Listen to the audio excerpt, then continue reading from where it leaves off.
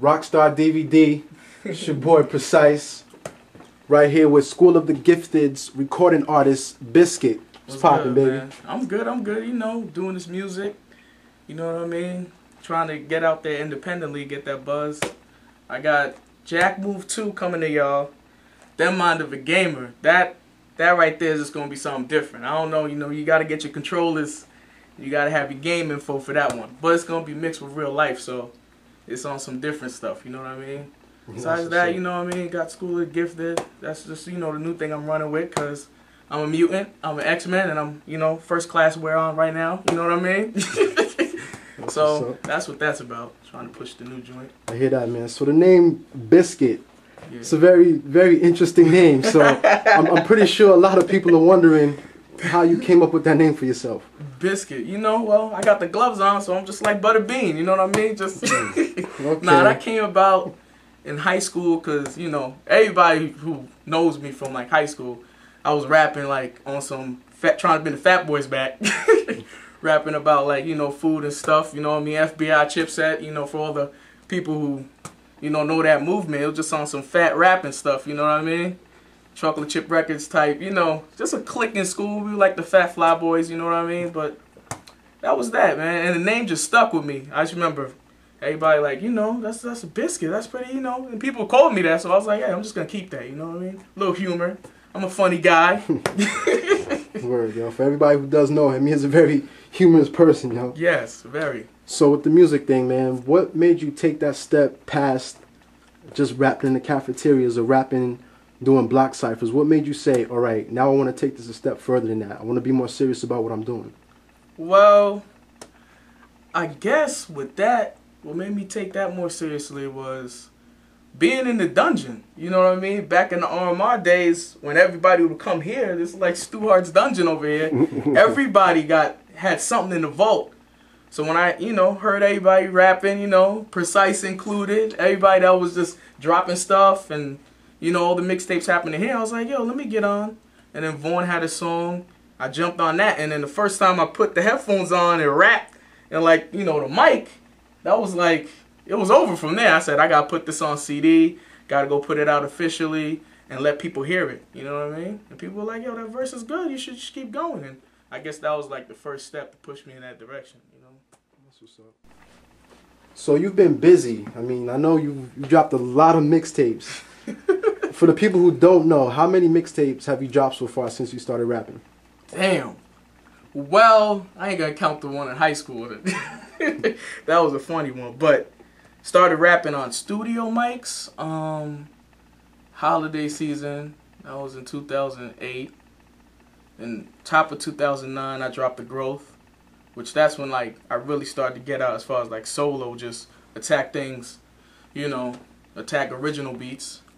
And then Jack Move, and I want to, you know, put this out to the county. I'm the first rapper here to drop a double disc mixtape, all right? Everybody else, y'all come after. Just know, you know, Trent said a double disc, 50 tracks like it's nothing. I did that because I was bored. It's a workout for me. You see this? I got the gloves on, man. You know what I mean? The Rock is back. I'm back, baby. You know what I mean? That's what's up, man. Yeah. So when you finally crossed that line from just being someone who was just rapping for fun, and then you took it serious, and then you dropped your first mixtape, how did that feel when you had that achieved? It felt good. It felt like, yo, these tracks, you know, it felt like, you know, you have all this stuff in the computer and, like, the vault or whatever, and then to have it put on a CD and, you know, have the songs put in track order, and then to give it out to the public, because that's the big thing. You know, you make creative ideas, and then you want to share them, and for the public to relate to certain, you know, some songs, it just made me like, oh snap, y'all feel like that too, or y'all feel that way. So it was just a good feeling to get that out to the public. You know, I love the criticism and I love the hatercism. You know what I mean? Keep that coming, man. It just builds me, man. Makes me hit harder. So how was the criticism? What would you say it was? Was it exactly what you expected it to be? Was it less than what you expected? How was your debut mixtape? What did the people feel about that? I mean, well, holiday season, it was more like people loved the production, people liked the music, but it was really like, okay, he has a lot of features on that. Can he do it by himself? Like, how is he by himself? So then I came out with the growth, and all that stopped. You know what I mean? Because people's like, oh, he could do it. He could do it by himself. He could paint pictures on a beat without, you know, you give him a beat, he could make a concept. His feelings, he could just paint that on a beat by himself. He don't need 10,000 writers or everybody, you know, don't need like a team to creatively put ideas. He could do it himself. You know what I mean? So I would say like the growth that really, you know, had good criticism. I got to shut up the haters on holiday. You know, that's what that's about, man. That's what's up, man. So what can we be looking forward to in the immediate future? What are you working on right now? Well, right now it's basically wrapped up. Jack Move. I just gotta, like, you know, put the sprinkles on that. You know what I mean? Put the sprinkles on that cake. And then Mind of a Gamer, got a couple things in the oven. You know, when I release Jack Move, I'll go back in on that. And after that, you know what I mean? I'm thinking, and I got a project coming out probably in the fall, around the fall, that after Mind of a Gamer. I'm going to call it Elephant in the County. You know what I mean? That's just, you know what I mean? So if you're not ready for the jungle, you know what I mean? I suggest you leave it, all right? So, as most of you may know, there's talent shows that's held at El Molino's out in West Nyack. And I believe you could pay a small fee to perform, go out there, it's open night, get a chance to do your thing. And Biscuit right here was fortunate to be one of those performers who did that. And that was actually his first performance live ever. So can you tell us a little bit about that?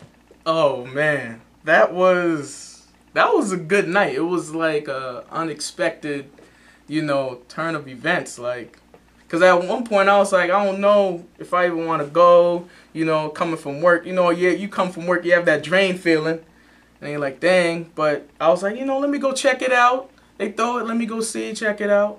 So, you know, I hit up Engineer, got the CD, and when I went in there, I just, you know, I seen the vibe, and I just knew, and even Precise knew. He was just like, you know, hey man, what song you doing? And I told him I was gonna perform Pretty Little Freak.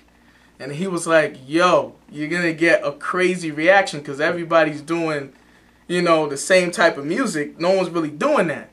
So when I came up there, I came out like Sting. You remember how Sting used to just come from the rafters, you know what I mean? It was all the way in the back, you know what I mean? No one was like, who's Biscuit? It's Biscuit. Everybody just looked, you know, giraffe neck. Who's that guy? So I came through the back, got the mic, and then once the beat came down, everybody started bobbing their